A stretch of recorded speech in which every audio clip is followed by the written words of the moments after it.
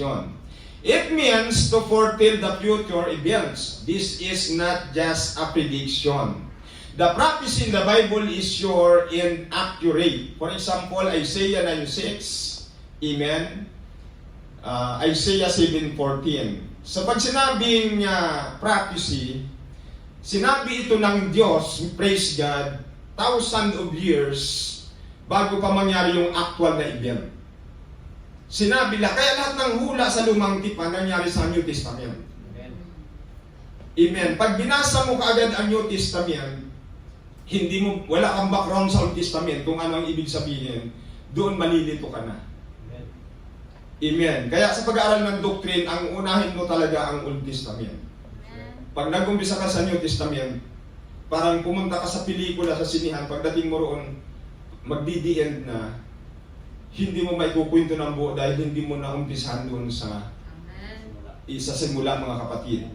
So, Isaiah 9:6, for unto us a child is born, unto us a son is given, and the government shall be upon his shoulder. Praise God. And his name shall be called Wonderful, Counselor, the Mighty God, the Everlasting Father, and the Prince of Peace. And Isaiah chapter 7 verse 14, Amen, praise God. Propesiya ito ng Diyos na siya ay magkakatawang tao. Amen. Amen. Isang birhin mga anak. At nangyari ito mga kapatid, ang event, praise God, ang fulfillment sa Matthew chapter 1 verse 18 to 21. So ibig sabihin, nung sinabi ng Panginoon, kaya nga hindi natin ito pwedeng sabihin prediction eh. Kasi diba si Amos, Amen, praise God, maraming mga nag-predict mga kapatid, pero hindi propesiya yon. Pag sinabing propesiya, 100% accurate and sure na magaganap talaga. So ang event dito sa Matthew 1:18, mga kapatid, ipinanganak nga ang Panginoon, eksakto sa sinabi sa Isaiah 7:14. Now the birth of the Lord Jesus Christ was on this wise, when as his mother Mary was espoused to Joseph, before they came together, she was found with child of the Holy Ghost. So ito yung sinabi sa Isaiah 7:14. Then Joseph, her husband, being a just man, and not willing to make her a public sample, was minded to put her away privately. But while he thought on these things, behold, the angel of the Lord appeared unto him in a dream, saying, Joseph, thou son of David, fear not to take unto thee Mary thy wife, for that which is conceived in her is of the Holy Ghost. So ito yung fulfillment doon sa hula na sinabi ng Panginoon kay Isaiah. And she shall bring forth a son, and thou shalt call his name Jesus, for he shall save his people from their sins. So ang tawag dyan ay prophecy. Sinabi ng Panginoon sa panahon ni Isaiah, natupad sa panahon ni Matthew. Praise God. Hindi mo pwedeng i-interpret, praise God, yung sinabi ng propita, Amen, na ito'y mangyayari pa sa huling panahon. Pero in-interpret mo na nangyari na nung panahon na yun, mga kapatid. Amen. Praise God. So number 7, Amen. Number 6, typology interpretation. Example, the manna in Exodus chapter 16, verse 14 to 15. Praise God. Comparing to John chapter 6, verse 31 to 35. So yung manna na kinain nila, Amen, ang mga propita sa lumang tipan ng mga Israelita dahil nasa wilderness sila, Amen, during that time, praise God, nang sila yung umalis sa Egypt, papunta sa land of promise, wala silang pagkain doon, nag-provide ang Panginoon ng mana. At ang manang yun ay typology, praise God, sa katawan ng ating Panginoon, praise God, sa John 6:31 to 35. So in the New Testament, Christ's body is a typology, Amen, the Israelites' manna in the Old Testament. Amen. Praise God. And also, the Holy of Holies inside the tabernacle of Moses is a typology of Christ's body and Holy Ghost baptism. So, tumutukoy yun yung Holy of Holies, mga kapatid. Kaya nga in-expose yun nung makrucify ang Panginoon. Doon nag-start, mga kapatid, na yung ministry ng tabernacle ay wala na. At doon nag-the-end yung ministry ng mga pari. Amen. Kasi wala ng tabernacle. Kailan naman may pari dahil sila yung nagpapasilitate ng mga handog. Sila ang nag-cheat kung perfect ba yung tupa. So nung nawala na yung tabernacle, ang mga pari inabulis na ng Diyos ang kanilang ministry. Pero hindi nila matanggap hanggang ngayon, mga kapatid, na wala na silang ministry sa spiritual. Kaya pagdating sa Ephesians Amen, chapter 6, sabi roon, ang ibinigay ng Diyos ay yung 5. Teacher, pastor, prophet, evangelist. Amen, praise God. So, number 7, parables. It means an earthly story with a heavenly meaning. But please, don't try to interpret the Bible based on your own personal opinion. If the verses of the Bible says it is literal, make sure that your understanding is literal too. Amen. Kasi pag pinag-mix natin yun, literal ang sinasabi ng Bible, ginagawa natin spiritual, so magkakamali tayo mga kapatid. But if the interpretation of the verse is spiritual, we should explain it properly. Don't try to mix the parables in the literal meaning as if they are the same, because you and your followers will be lost and fall on the ditch. Ito yung sinasabi ng Panginoon sa Matthew 15, verse 14. Amen. Let them alone, they be blind leaders of the blind, and if the blind lead the blind, shall fall into the ditch. Amen. Kasi bulag nga yung umakay, walang understanding sa Bible, mga kapatid. Pinag-mimix niya yung true story, sinasabi niya parable. Amen. Praise God. So sabi ng Panginoon, kapwa sila mahuhulog sa hukay, mga kapatid. Kasi yung mga verses na literal, ini-interpret nilang spiritual, mga kapatid. Yung conviction, ginagawa nilang doktrina. So yan ang malaking problema sa mga pastor na nag-interpret ng Bible. Lahat ng Trinitarian ngayon, yung theory ni John Calvin na once saved, forever saved, yun ang teaching nila.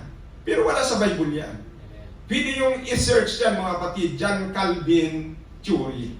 Once saved, forever saved. Amen. Hindi mo na kailangan mabaptize. Basta nagtanggap ka sa Panginoon, itinaas mo ang kamay mo, sumunod ka sa prayer ng pastor, tinatanggap mo ang Panginoon bilang personal na tagapagligtas, ligtas ka na. Wala ka nang gagawin, ligtas ka na. Wala sa Bible yan, mga kapatid. Ang nakalagay sa Bible, kung gusto mong maligtas, sabi ng Panginoon, ang sumasampalataya at mababautismuhan ay maliligtas, datapwat ang hindi sumasampalataya ay tayo. So, theory ni John Calvin yan, pero lahat ng Trinitarian, yun ang pinanghawakan nila, mga kapatid. Amen. Praise God. Kaya nga, theory, mga kapatid. Praise God. Katulad sa Holy Trinity, theory lang nila yan, wala talaga sa Bible. Pero pinapaniwalaan nila. Amen. Parang katulad, mga kapatid, kay evolution theory ni Charles Darwin. Hindi talaga totoo yung theory niya, mga kapatid, pero maraming taong naniniwala sa theory ni Charles Darwin. So bakit tayo hindi naniniwala? Kasi alam natin theory lang yun. Science fiction, mga kapatid. Kathang isip. Amen. So bibigyan ko kayo ng assignment, mga kapatid. I-research nyo yung doktrina ni Athanasius. Athanasius Creed. Siya ang author ng Holy Trinity. Athanasius. Amen. Yan ang pangalan ni Athanasius Creed. Diyan nag-umpisa ang Holy Trinity, mga kapatid. Wala sa Bible na Holy Trinity, pero ang author niya si Athanasius. Tinawag niya na Athanasius Creed. Pwede yung i-research, mga kapatid. Amen. For example, in Luke chapter 16, verse 19 to 31, the story of Lazarus and the rich man and healed. Some preachers interpret this story as parable. They said this is just a parable, and also heal is not real, but just a parable too. Pero pag ang tao hindi ka naniwalang may langit at may impyerno, hindi ka talaga matakot sa Diyos. Hindi ka makatakot magsinungaling, gumawa ng kasamaan, ng kasalanan, mag-cheat, mandaya, kasi wala namang consequences eh. Right. So ang story ni Lazarus and the rich man, hindi ito parable, mga kapatid. This story is literal and true to life story. The Lord Jesus Christ said, there was a certain man. May isang totoong tao, his name is Lazarus. When the Lord Jesus Christ spoke in parable, He never mentioned a personal name of a character. Pag ang istorya sa Bible, parabola, hindi nag-mention dyan kailanman ang Diyos ng personal character. That's right. Na pangalan. So ito, true to life story ito. Mayroong isang totoong Lazaro. ang kanyang pangalan. Kaya ang impyerno ay totoo rin. Amen. Hallelujah. Amen, praise God. Hindi ito parable. So, maraming preacher na ito'y parabola lang. Kaya yung kongregasyon hindi takot gumawa ng kasamaan, ng kasalanan kasi wala namang impyerno. Amen, praise God. It is a satanic teaching to make this story a parable so that they can conceal the truth and to interpret the hell as parable to deceive their listeners. So yun talaga ang gusto ni Satanas. Kasi sa Satan nga, deceiver. Ang ginagamit niya para ibulid ang mga tao sa impyerno, hindi yung mga terorista. Ang ginagamit niya, relihiyon. Mga ministro. Amen. Maraming doktrina sa Bible. Si Satanas may doctrine sa Bible. Di ba? Genesis chapter 3, dinoktrinahan niya si Eva at Adan, kabaliktaran doon sa utos ng Diyos, nakumbins niya si Eva at Adan, sumunod si Eva at Adan kay Satanas, pumasok ang kasalanan, kaya itong mundo naging parang purgatorio, mga kapatid. Dati paraiso ito. Dati paradise ang mundo, di ba? Amen. Si Eva at Adan, walang problema roon, mga kapatid. Walang sakit, walang kamatayan, walang stress. Pumasok ang kasalanan dahil dinoktrinahan ni Satanas si Eva at Adan. At nagkasala sila, kaya ang mundo ay naging magulo. Pumasok ang sakit, ang kamatayan, ang stress, ang kahirapan na siyang ating binabaka araw-araw, mga kapatid. So, amen. Satan always try to conceal the truth of God so that people will believe into His lie. Okay, ito, isang patunay na ang ginagamit ng demonyo para ibulid sa impyerno ng mga tao. Buksan niyo ang Biblia niyo, Matthew chapter 15. Hindi po yung mga terorista, mga kapatid. Mga ngaral ang ginagamit niya. Amen. Para iligaw ang maraming kaisipan ng tao. Katulad sa ginawa niya kay Eva at Adan. Okay, Matthew chapter 15. From verse 1, Then came to Jesus scribes and Pharisees. Ito yung mga guro ng relihiyon. Nakaaway ng Panginoong Hesus. Which were of Jerusalem, saying, Why do thy disciples transgress the tradition? Kita mo. Kini-question ng Panginoon, bakit ang mga disipulo mo, sila Pedro, nilalabag nila ang tradisyon of the elders? For they was not their hands when they ate bread. But Jesus answered and said unto them, Why do you also transgress the commandment of God by your tradition? Amen. Yung tradisyon nyo, hindi nyo alam na nilalabag nyo ang kautusan ng Diyos, mga kapatid. In this chapter, the Lord Jesus Christ explained about the tradition of men versus the commandments of God.